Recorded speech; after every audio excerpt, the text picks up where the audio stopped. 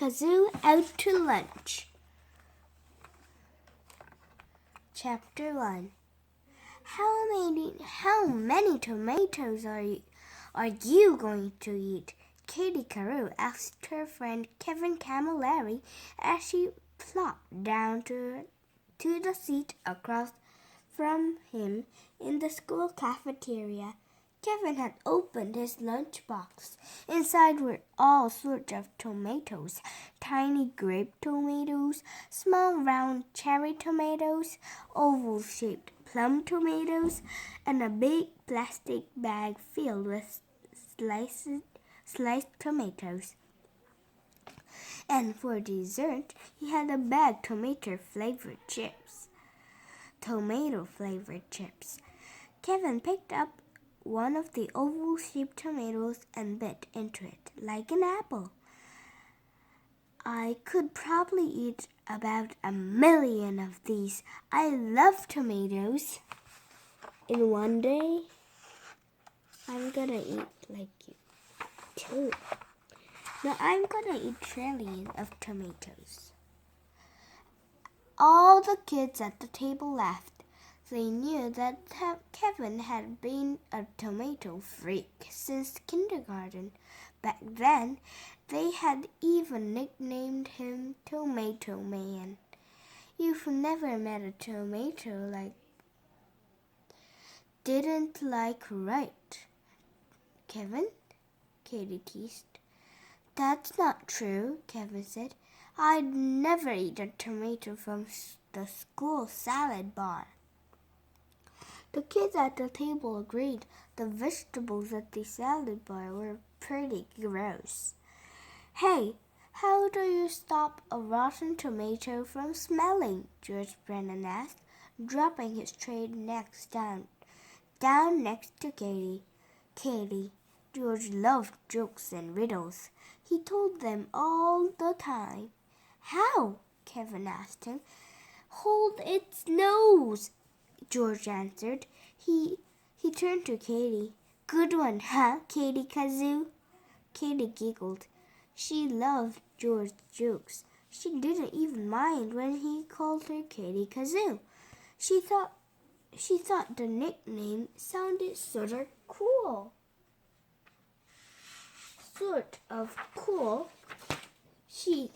She's very crazy. She'd even tried saying Katie Kazoo on her schoolwork until her teacher, Mrs. Strickland, made her write her real name on her papers. Whoops!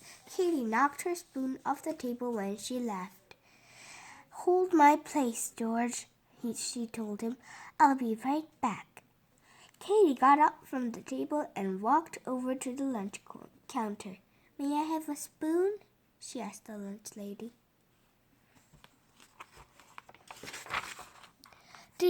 Didn't you get one early? The lunch lady answered in a very grouchy voice. Tough. I dropped it, Katie explained. Tough toenails, the lunch lady told her. 1 spoon per customer. But how am I going to eat my pudding? The lunch lady rolled her eyes. Use your hands. Or better yet, don't eat it at all. I wouldn't. The lunch lady hadn't been very nice. But she was probably right. The pudding looked disgusting and it smelled worse. Katie was better off not eating it. Katie went back to the lunch table. She sat down and looked at her apple. If she ate around the rotten spot, it might be okay. Get room over here for me, Suzanne Locke said. Katie scooted over to make room for her best friend. Suzanne put down her cafeteria tray and sat beside Katie. I thought you were sitting at the other table with Jeremy, Katie said. She looked over at a long table in the corner where Jeremy Fox sat with 2 boys from the other 3rd grade class. Katy had known Jeremy and Suzanne particularly since they were babies. Jeremy and Suzanne were pals, but they didn't think of each other as as best friends. Katy considered both of them her best friends, though Jeremy's looking at the same dumb baseball look. Suzanne explained. It's so boring. She placed her spoon into her bowl of alphabet soup and finished the round. A moment later, she lifted the spoon and smiled. Look, I spelled rat. Katy looked into Suzanne's spoon. Sure enough, the letters R, A, and T were sitting in the sea of light orange water. Katy giggled. Suzanne put the spoon in her mouth and made a funny face.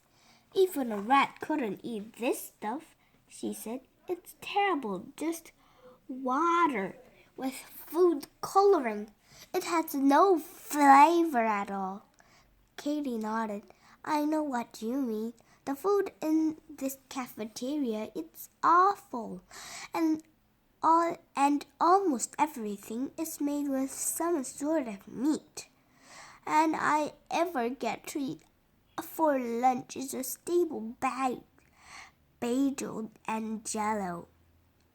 Oh, come on, Katy. Sometimes they serve gloppy, overcooked macaroni and cheese and old carrot sticks. Suzanne teased. You can eat that. Yuck! Katy exclaimed. That's what you get for being a vegetarian, Kevin told Katy. Did you hear the one about the guy with carrot sticks stuck in his ears? George interrupted. Katy shook her head. No, that's okay, George shrugged. He didn't hear it either. As George laughed at his own joke, Suzanne frowned. That one was really bad, George, she said. She turned back to Katy. The fried chicken nuggets aren't too bad, and they serve these a lot. I don't know why you won't even eat a piece of chicken once in a while. I told you I won't eat anything that had a fat face, Katy exclaimed. But chickens have ugly faces, Kevin pointed out. I won't eat any animals, Katy insisted. Of course, that doesn't leave me with many choices in the cafeteria. Why don't you ask your mom to pack your lunches? Miriam Chan suggested as she took a bite of a turkey sandwich her mother had packed. She doesn't have time, Katy explained. On the days she opens the store, she leaves for work at the same time I leave for school. Our house is crazy in the mornings. Katy's mom worked part-time at the Book Nook, a small bookstore in the Cherrydale Mall. Well, I'm glad my mom packs my lunch, Kevin said. That way, I don't ever have to face the lunch lady. He made a scary face. You know what happened to me today, Suzanne said. I asked the lunch lady if I could have a banana that wasn't totally brown and mushy. You know what she told me? She said, if you want fresh fruit, get it from home. Brown mushy bananas are what's in the cafeteria menu today. See, she's such a grump, Kevin said. You'd be grumpy too if you had to dish out smelly, disgusting food all day, Katy told him. That's true, Suzanne agreed. Speaking of disgusting, look at George, Zoe Cantor exclaimed. I think I'm gonna throw up. Ugh. Katie looked over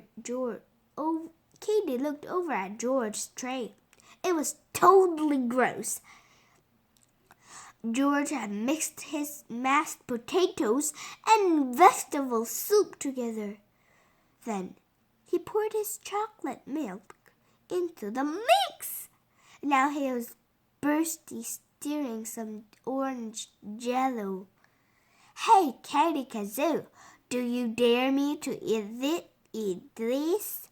He asked her. Katie made a face. Yuck! She exclaimed. Suzanne stood and picked up her tray.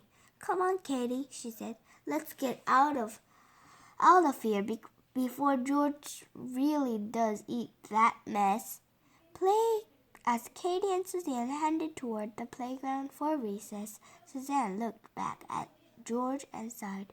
Boys can be so dumb, she remarked. Katie shrugged. Some boys could be pretty dumb, but other boys were really cool. I like Jeremy. Katie was about to say that, but she stopped herself. Suzanne got mad whenever Katie talked about Jeremy. Suzanne didn't like to think that Katie had two best friends. Come on, hurry up, Suzanne argued Katie. Let's see if we can get to the hopscotch game before the fourth graders do. Katie followed her friend out the door. Katie tossed her stone toward the hopscotch board. It landed in the middle of the three. Quickly, Katie began jumping up and down the board. As she bent down to pick up her stone, on the way back, she heard Jeremy's voice over her head. You guys want to throw the ball around a little bit? She asked. Katie hopped off the board and smiled at Jeremy. Maybe later, she said. We're kind of in the middle of the game. Suzanne gave a deep sigh. He can see that, Katie. She turned to Jeremy. Can't you? Jeremy nodded. I just thought maybe you two would want to play catch. That's all. You said you wanted to work on your aim. He reminded Katie. I do, Katie said kindly.